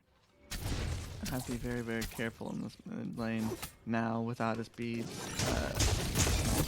As it does look like VHS is trying to go for a gank on the Jingwei. They did get her beads. Another great Tectonic Shift does force out the airstrike though. And Jingwei will be sitting there nice and pretty. Both ultimates traded out, but I believe Cabrakan probably the more worthwhile one. The one who got the better value with the shorter cooldown. That's an hefty 75 seconds of Tectonic Shift versus... I believe it's closer to 90 for airstrike if I'm not mistaken. That makes sense, but that is still 15 seconds. We timed that right. That's not that great. It's Blades Retribution does come out, does catch the Jingwei beats again. Geb does come around, does use the shield to help, but the Jingwei thinking she could go in, does try to go in. Fear No Evil does come out to kill the Ishtar as another 4-man gank onto the left side game in this left side lane in game 2. That is really unfortunate. We did see the Ishtar try to dash out of there, but as she was met completely surrounded by 3 of them, but unfortunately she does get that dash caught, and that just signals even more doom. And of course, she tried to put her, because the Jingwei was stepping back up, was confident, trusted in her team, tried to take away that Jingwei, tried to trade her, but just not lucky enough to get there. And does meet the full combo of Opwash kit, that's for sure. If there's one thing Opwash has, it is definitely damage in every game mode. There's a reason the god doesn't get very many buffs, and we see them usually outside of Conquest. But right there, we just saw the damage output is nuts. So I don't know, man. This is gonna be very interesting because you know, the last time I saw an Opwash in like a serious comp match, it was an SPL back when like, what was it? The Book of the Dead breastplate meta was a thing. Oh, So, the double stacking with Book of the Dead. Oh. yeah, you got like Book of Thoth, Breastplate of Valor, Book of the Dead, and you just literally have so much mana and don't die. But it does look like VHS is looking for a gank onto this red buff. They do come here. Lancelot comes in, does get 2 stuns off the Agni. Opwash is forced to use beads and ultimate, but unfortunately, Kabrakan indeed does screw over his Lancelot by walling him off of the kill off of the Albi. Albi does eventually die, but more abilities were used than necessary. Jingwei's little puff of air does kill the enemy mid laner. And unfortunately, this fight going very much in the favor of Kuman and Zuman. Ishtar is going to have to be answered, but Kabrakan does fall finally to Yeet on the Nene. Ishtar, very much like, I want to kill you. Please come over here and die. And now Nike over here as well, trying to help kill this Geb, but unfortunately, left her Ishtar behind to deal with the tier. Very angry Norseman is about to absolutely knock some sense into Ishtar. Nike unfortunately missing most of her kit as well, not being able to match any damage to that against that Geb, so he's just able to get a roll, out. Absolutely free. Not alive. Highly fake. Alive and back in lane. They saw him rolling and they were hating indeed because they couldn't kill him. Can't catch him. Oh goodness, yeah, definitely a safe god indeed to be able to get out like that. Both teams, it looked like there might have been some more action leftovers from the last fight, but have to just go back and get some farm up. I will say this Agni that was a really strong stun, noxious fumes off of the Agni there. That started off that engagement. I believe VHS. Something went wrong in that fight for VHS to have lost that, but Kuman and Zuman definitely did a good job on the other side. As another steal. That was. They caught it. Agni bombs OP. As it looks like the Tectonic Shift does catch Albi out here. And unfortunately, not much you can really do there. Does get the beats out of Agni. Fear no evil, Cataclysm, and Release the Crypts both all come out. Unfortunately, Lancelot's Grand Joust catches him under tower. He does get the kill, but he's going to fall to this Humbats. Available. I mean, you trade jungle for mid, but like, it's jungle for mid. And that you already lost your mid laner just from the deadly combos. We expected Cataclysm into Empty the Crypt into Fear No Evil. Can't mess around. Those 3 absolutely strong team fight ults. Yeah. Zone control. That is all I can say when I look at this Kuman and Zuman. And unfortunately, what we saw with that Lancelot, he committed with the Grand Joust, but of course that means he has to commit with it using his mount to be able to kill Albi, and that means that, well, he's just left in the back with nothing. He has no mount for 14 seconds. Because unfortunately he opted for Transcendence into Soul Eater still, and only just finished that Soul Eater still. Yeah, no cooldown available, mount up being 14 seconds. He kind of going to be sitting there for a long time, but not enough time to be able to get him out. Cool. As Lancelot does come in, great Tectonic Shift. Lancelot does get the kill onto Albi here, and Geb gonna be soon after. But unfortunately, no! Humbats comes in to make sure that no, my Geb doesn't die. Your Kabrakan dies instead. Jingwei a little bit aggressive onto the Lancelot here, and 1 for 1. I would definitely be happy that you trade Albi out for your support, especially since, I mean, that's mid for support at this point. We saw last game that the Kabrakan was still getting mad value out of just walling people, not something insane, but Fear No Evil is saved for the Nike over here, catching that Sentinel of Zeus, and now 3 members of the side of Kuman and Zuman over here, trying to shut down the solo laner of VHS best that they can, and even with all the Oh, abilities that they use, the Fear No Evil and all the time, Nike's just gonna get out. there's just not enough damage that can be met against that Nike. I mean, she has Axe, Glad Shield, and Sovereignty. That's so many physical procs that, yeah, they're, especially with her having Sentinel of Zeus, that's just, you're gonna have to pump out a lot more damage than you think if you want to kill her at the moment. Especially when you're a tier with, no Glad Shield at the moment, opting for Black going into Winged Blade, fourth Winged Blade, and Relic Dagger somewhat being fairly conventional for tier and usually always picked up, but not opting for Glad Shield is kind of limiting your damage a little bit, especially when commonly tier wants to pick up Glad Shield. Like, poor Albie. That was Poor Albie. I mean, quite a let's be massacre. honest. The Kumin and Zumin did this to themselves. They top picked an Opwash mid. Let's be honest. Yeah. As great as the combo has been recently, VHS is not gonna just take it lying down and have made up their countermeasures for it, and so they will. If he's left alone, that's just what I would expect, really.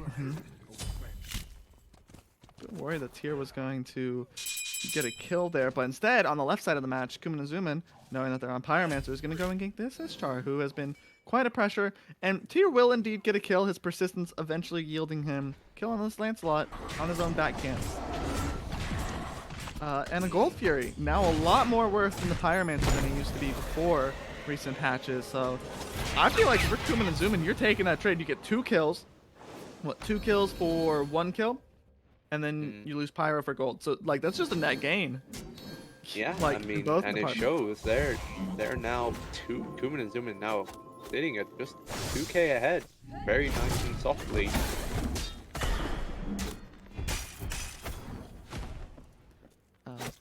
Ooh.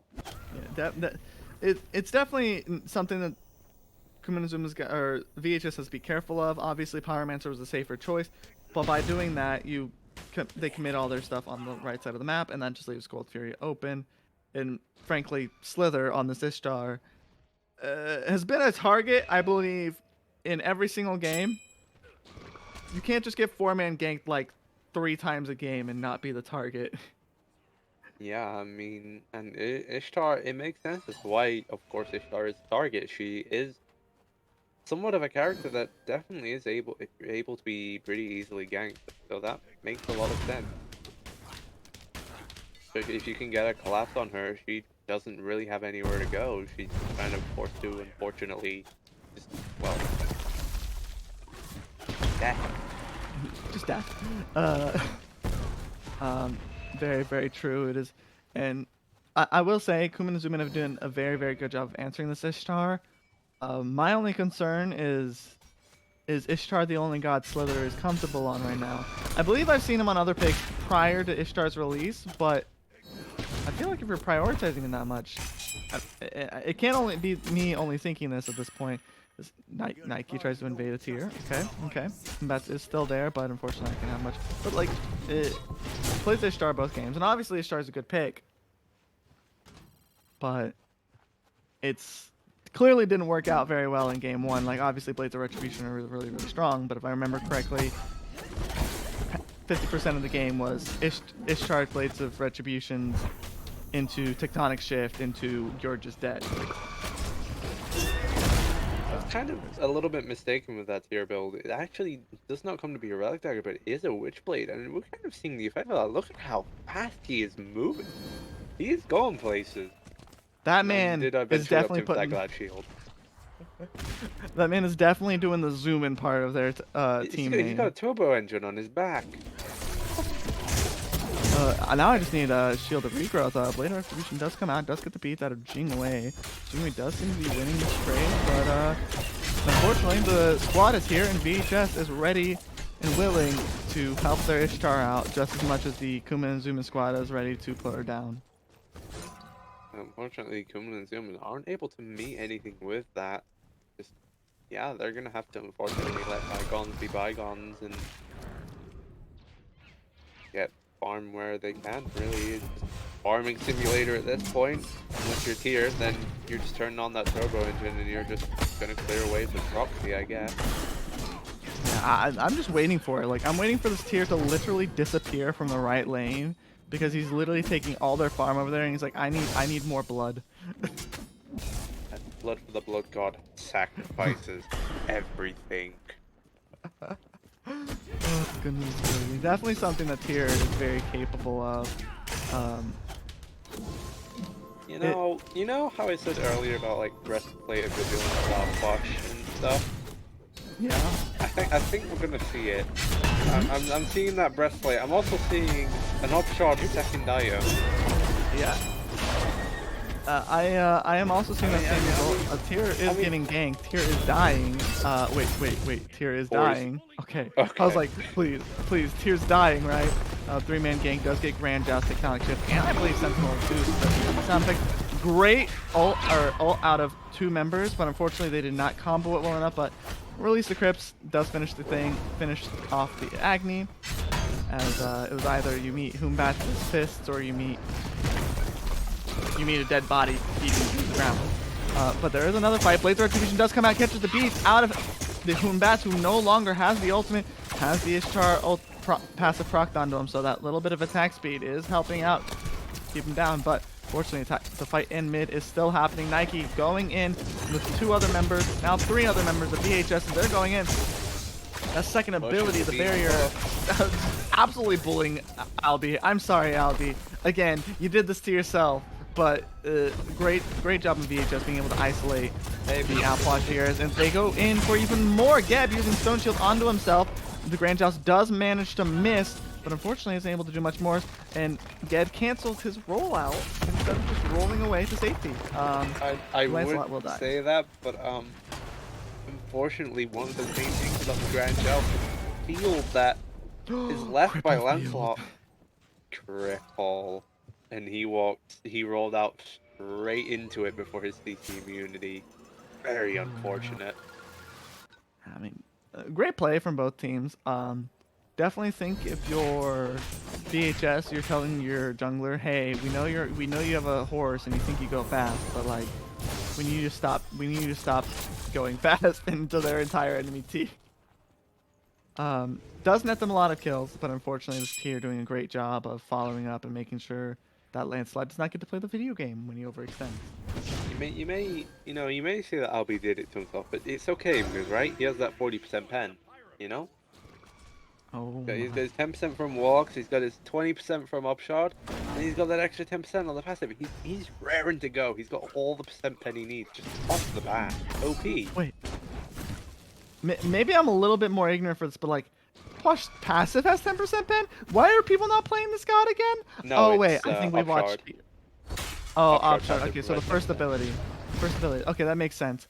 Yeah. So a little less OP than I was led to believe in the past few seconds, but like it makes sense. I was about to say if a character is just if a character power creep is going to be that bad that they're just going to get percent pen built in for free, like Top gets flat pen for free, I think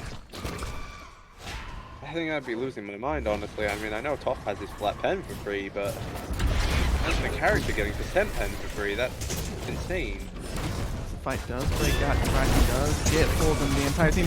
Great Grand Joust after a great Blades of Retribution. Gab forced to Stone Shield himself out of it. Albi, yet again, a target of just pure death. The tier, being an absolute menace on the backside, does manage to get the support, but he is most likely to fall to the burn from Agni passive. And fortunately, the Jingwei needs to get out because there is a man on a horse and he wants your wings for his mount to on his wall. There we go. I mean, you could put it on his horse. I mean, that would technically make it a Pegasus, right? Yeah, I mean, that's how evolution works, right? Right, you just stick something on an animal and it all of a sudden can just use them without like, you know, proper muscles to do so. You're completely correct in that.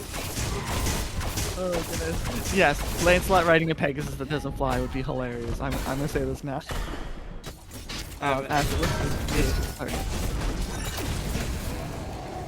Yes? Able to clear it just easily, no problem. Nike was doing a great job of zoning there, or attempt like just being a nuisance, and then before coming zoom and realize the actual threat. But yeah, I was thinking a hunting trophy when I was talking about that other thing, and you're just like, you know what? Chimera mode. I mean, when you were saying it the way you were before you mentioned like as a trophy, and it was like you was like to put on the mount. I'm like, are you saying you want to put the wings on the horse? I definitely could have worded that a little bit better, but yeah. High res, we need a skin where Lancelot is riding a Pegasus with mismatched wings that can't actually fly. There we go. That's my concept Maybe idea. maybe because we always have the April's Fool's jokes and we had like all the niche skins this year. Maybe next year we could see some stuff like that maybe for Lancelot. I mean, the development tools are all over the world, and even for this Halloween thing, they did a weird thing where they mismatched models with characters. So you know you want to high res. Make a Jingwei Horus Pegasus Lancelot horse. You know. Oh goodness gravy. Oh well, I think, that, I think I think we should stop talking about it before it gets back worse. to my game.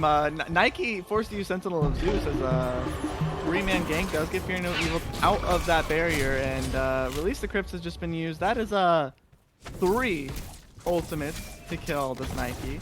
As VHS is 4-man strong, pushing down left. Don't know why Nike's there, but nice kill and great pool of abilities for VHS because there's no pool on the other side. You got Cataclysm, Airstrike, cool. I think Nike was daydreaming or something, and he must have been thinking about victory a lot, and that just wandered into an enemy team. Whoopsie doodle. Unless maybe it was a 500 IQ big play just to distract them and allow VHS to take that tower. But I mean, they weren't really. Kumanen aren't really in a position to defend towers anyway. So I mean, I feel like they could have just gone that free without the need of Nike sacrificing yourself if that was the case. And on top of that, though I thought they could go for that Phoenix Siege, unfortunately, both Lawbringer is already up, Fear No Evil already back up, very, very quick cooldowns, and Release the Crypts. All abilities that were used on that Nike and could have been taken off the board during a left Phoenix Siege. Obviously, safer bet to go elsewhere, but it's a little bit like, Yeah, I mean, I want to see blood, man. I want to see blood drawn. all of Kuman and Zuman do have that. Well, aside from Albie, who does just about sit at 30%, we do have 40% coming out. Pretty much Out of the both Tier and Humpback. My goodness gravy. Yeah, I mean, the CDR is ridiculous. Fight going on. I will say Kabrakan did blink in onto the Albie. Great engagement, I would say. But unfortunately, Lancelot also followed up and fell very, very quick short order. Does not have the Fear No Evil in the chase down, but unfortunately, Nike's turned around, and that means reduced movement speed. Mantle of Discord does come out, does help out the Nike here, but Airstrike does help out the Jingwei. That barrier then being a complete nuisance. Ooh. But Unfortunately, Hopwash. that's too strong. This fight's over. Kuman and Zuman, very, very. That was very, very strong. Like, I think that original engage out of VHS was a great idea. I feel like they were just on the wrong page, and that left Kuman and Zuman with a, oh, hey guys, they're behind the T2, while half the other team's on the other side. Wanna kill them? VHS definitely had a good initiation and definitely could have took the floor with it, but as soon as things kind of got a little bit messy and players got separated, it was just kind of feeling a little bit unfortunate. I mean, they were able to take that counter engagement and just say, hey, well, yeah, one of them's pretty separated and they're fairly weak and we used quite a few bunch of ultimates already. We can just take the fight. They're already weakened, so we're not really too weakened. We can just take that fight and, well, we'll walk away with tower, and now we can set up the fire giant and take away a pyromancer as well. Definitely easy for Kuman and Zuman here, but looking down, and I was like, Lancelot's been getting in there, but I haven't been seeing kills. Might I direct you down to the Lancelot build where he's got Glad Shield, not the worst, but Bulwark of Hope. You know, Like, I'm not dissing it, but like, you know what I'm about to tell you? You're gonna hate me for saying this, but I understand why, because any shields that are already pre on Lancelot count towards his mount. Oh, no. So you can shell a Lancelot, he can use his mount, and that shell will count towards his mount up for that duration. So if he's ever in a sticky situation where he is caught out, he does have a mount of available, if he gets that bulwark proc for like 200, 300, he can very much get a mount. He can very much secure just a small little bit of his mount up, and he should be able to walk away no problems unless they're able to burst that shield down. Oh Uh, my god, there's the ultimate Laffy, timeline, as I called I was it. gonna say As I called it. we need to stop predicting what this I Opwash told is gonna you. do. I told you. Where is it? Where's the breastplate of vigilance? It's somewhere. I can feel it. But I'll have to wait a minute before we go in there. As a fight breaks out, Release the Crypts comes out, Grand Joust ignores it entirely and just runs through it. Unfortunately, this Blades of Retribution not having as much impact as they did before. Agni forced to beads in the backline as Tears being an absolute menace. But great Jingwei knockup to knock up 2. And now, a very, very scrappy fight. Agni does get 1 kill. Nike gets the other. Both the ADC and jungler dead on the side of Kumin and Zumin. And VHS is just vibing at this point. All of them a little bit lower health bars than Kumin and Zumin, but it's still like 60% to like 80% health bars. Opwash doing his best to do damage, but unfortunately not really gonna do much. Does manage to get them off the Fire Giant though. Well, I don't think they were looking to be able to try that to begin with. A lot of the members still kind of looking low, especially the tank, though they would unfortunately have to back up and reset, start the Fire Giant. We do see Nike actually teleport in, going straight back into the action. Yeah, she is not ready to let Albie get away with this. He's gotten away with it way too many times this game. Opwash must die, but Tyr does come here to help zone them out. Maybe get a little bit of damage onto the enemy tanks. What damage? Huh? What damage did that Nike just do? I don't think he did any. Oh no, the nitrogen. Oh no. Oh no, and so the consumption of corpses has fueled the Opwash's will to live.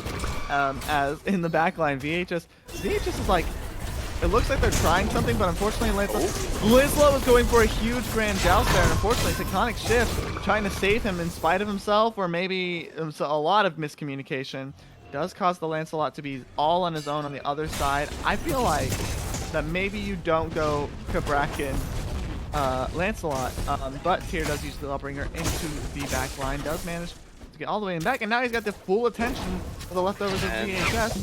And he's jet engineering out of there already. Oh, yeah, no, he's looking to turn it actually. He's coming back in.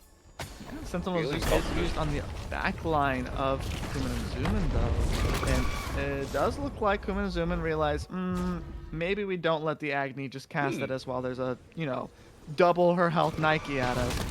You know, I think I saw an Opwash get Phantom Shelled when he was half health, but I'm noticing something. He's full health. He's walking pretty healthy for a god of decaying corpses and stuff. He's looking pretty fresh out of the doctor. Yeah, I mean, if we were going by like Final Fantasy rules, I feel like backing in that fountain should have killed him. But yeah, no, definitely. It's nuts, man. The amount of times I see an Opwash get away with so much more than they should. And then this game is no different, as I don't think I've seen them die since you got a Solar Reaver online, maybe a bit earlier than that. I'll be playing very, very well with this Opwash, making sure that he's using his corpses more for sustain to be a target than damage in most cases. So, I don't know. It's crazy, man. Why isn't Opwash getting away with this? It's just Opwash. If he's just you can't focus him. He's just how it is. If he's tanky, it's a lot harder to lock, and especially if he's continuously picking up the corpses, it's a lot more harder to lock him down than you think. Yeah. Especially with the high damage output that he still has with Empty the Crypt and Corpse Explosion if he ever decides to use it with a fleeting breath. Yeah, definitely some crazy combos. As Agni does deal some damage over the wall, Albie is gonna go back, consume some of his bodies, and see it to be full health again. As now VHS is looking to catch someone, but Kuman and Zuman very, very much aware what their game plan, what they want. Playing back way out of Agni bomb range, so very smart out Really, of Kuman and Zuman here. yeah, I think they certainly realize that VHS is definitely looking to try and grab that choke point with tectonic shift, but Boom and Zuman are playing very well aware of that and are not presenting them with the opportunity for that chokehold, because of course, if that chokehold is met, that can be a lot towards VHS more than Zuman. Now we're starting to see a zone for the Fire Giant. Maybe a damage check from Ishtar or potentially a full commit. It is an enhanced Fire Giant, so Here is lurking. On the side of Kuman and Zuman is coming in. Tier still lurking on the side, waiting for that perfect engagement. Inside of VHS, instead of committing to the Fire Giant, decided we need to go in. Blazer Retribution does come out, catches 3, does get have a Fear No Evil on the back side as Hoonbats does go in, and Agni bombs follow up onto that Grand Joust, forcing the Hoonbats into the gray screen. Sentinel Zeus, great use. Lawbringer though didn't. Lawbringer was used to negate that stun, and on the backside, Lancelot's not gonna try to outbox a Jingwei in an auto trade. I don't think that worked out for you too well, as he's now also in the grave. Hopefully we don't see Lancelot coming out of one of those crypts of he's got the Albies. bead. He's lurking again. Here he Oh comes. no, Ishtar, gotta get out, man. His Fire Giant has been pulled, I believe. Fleeting Breath barely missed the Ishtar's. Agni back in the fight. Do have Tyr, who's a little bit low, is trying to sustain off some camps. This Tyr's annoying, man. I understand why Kuman and Zuman banned it, man. Like, VHS has not had a chance to breathe just because Tyr's in their face. He's got a turbo engine, and even though he isn't inherently as tanky as he looks like it, still has the base damage of Tyr, able to provide, if he's around his team, able to provide just a little bit of fair shielding towards his teammates with the hero tanks coming out. Just looking to overall be speedy and be an absolute menace. Grab the camp out of Albi, but unfortunately Geb does get body block, cataclysm forced out of him. And the Nike, not able to take no for an answer, is gonna go in, takes a Fear No Evil into empty the crypt, forced the Sentinel of Zeus, the Jingwei knockup. Tyr does manage to miss the Ishtar with the Lawbringer Fearless combo, but unfortunately Ishtar not quite tanky enough. Great peel out of the Kabrakan, but unfortunately not enough. You've got a Tyr that's moving at Mach turbo, and that's just gonna be a nice 3-man cleanup for the side of Kuman and Zuman off of an overextension for Geb. I'm gonna pretend I didn't see that beast, which was probably a misclick for that blink. Oh, And, though it is really unfortunate though that we were expecting to see Lawbringer into Fearless combo, but it seemed like he was just the turbo engine needed to be turned down a little bit. He just about was too fast just to catch that Ishtar, and yeah, went a little bit too far ahead, unfortunately. Not sure if he was in like a sprinting competition or something, but not how you kill someone, that's for sure. you definitely kill someone. I'm just gonna say I'm gonna quote an anime here. I think Anya Forger was onto something when you just throw jet engines on something, and this tier is definitely proving it. I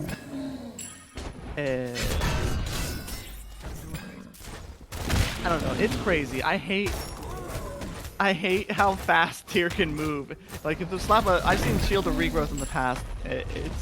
It's crazy. This tier doing so much for the side of Kuman and Zuman here. Like, yeah, just based alone on the movement speed he has, the damage he has, CC he's able to provide. Everything about him is just so perfect in a way that he can be annoying, he can do damage, he can do what he needs to do, really. yeah, definitely, and doesn't help that both the items he got recently when that whole tree got buffs, they decided to get protection, so also helping his Glad Shield damage. It's kind of crazy as Kuman and Zuman gonna go ahead and start sweeping towers. Might look for a left Phoenix Siege here with their EFG. Definitely an easy thing that they can do. Side of VHS, on the other hand, gotta be very, very careful not to step up even a little bit. Will say, the advantages tier can't exactly just be behind you already. So they have that to their advantage. Well, I mean, I don't know about that. Have you ever seen Tier blink over that door? I mean, Oh, he can definitely do it, but he's not starting out. there's always the possibility he can't. If he is in your wall, he will appear. I mean, he can blink over it. Surprise, he's on the other side. What are you gonna do about it? Fear. Just the fear of tier. But yeah, definitely something that they got to be careful of. It does look like Zuman does want to play for catching them in there. And Albie, oh my goodness, Gravy, Albie, please. The amount of shields I just saw was disgusting. I know that was Stone Shield and Hero's Axe. What's that other shield he has? He's just got, okay, he had a persistent shield for so long. His Lawbringer does come in. He starts this engagement. Fear No Evil does get that in. Blaze of Retribution does try to stop the Hoonbats and does get his bead. But Ishtar is going to win that auto trade. Does use beads just in case of that Fearless from the tier. Does get both relics, the tier does. As Albie and yeah, we're just gonna be like, all right, guys, there's a Phoenix. Guys, it's a Phoenix. Does manage to get the left bird.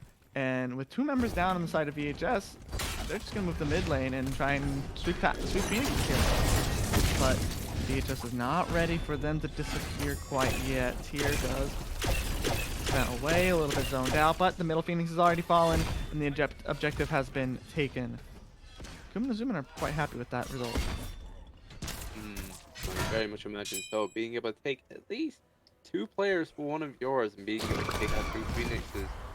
Especially when the more impactful Phoenix being the left side Phoenix. Still, even so, being able to take away a right tower as well, set them up, that can mean the next enhanced fire giant. They can set up and siege, great siege for that right Phoenix, and well, they could potentially look to win, maybe even if they were able to get a few more get picked just like that.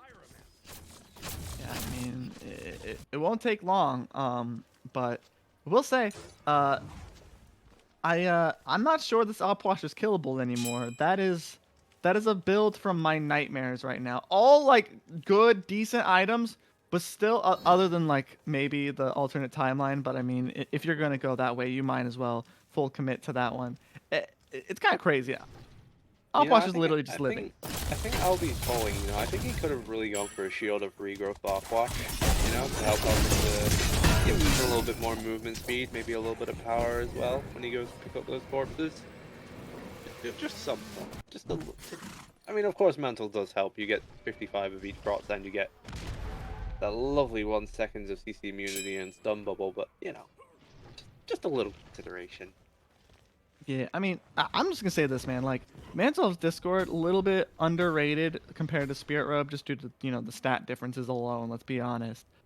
I mean, but both of those items definitely have their own place. I mean, Spirit Robe was always a very prevalent strong item, very needed. Those 15% mitigations were just, wow, that was a lot used for one Opwash that will walk one away. tanky Opwash. I feel like they haven't hit Tad yet to notice. Oh, wait, he's got some defense, boys. Maybe he's not the target anymore, though. I mean, we've seen supports get blown up in 0.5 seconds before, so who knows? Maybe that's what they're looking for. But yeah, I do agree. Mantle Discord is very. But I mean, yeah, they all. It's very good they for both what. have their really different places. I mean, Spirit Robe became a very big necessity, providing 15% mitigations for being hard CC'd. Hard CC being very prevalent in this game, and of course, mitigations build, which was on the rise, always being very strong, and that's something else there. Even then, Spirit Robe just a little bit cheaper, giving 40 of each prop, which is still quite strong compared to the 55 of Mantle. Yeah, quite strong.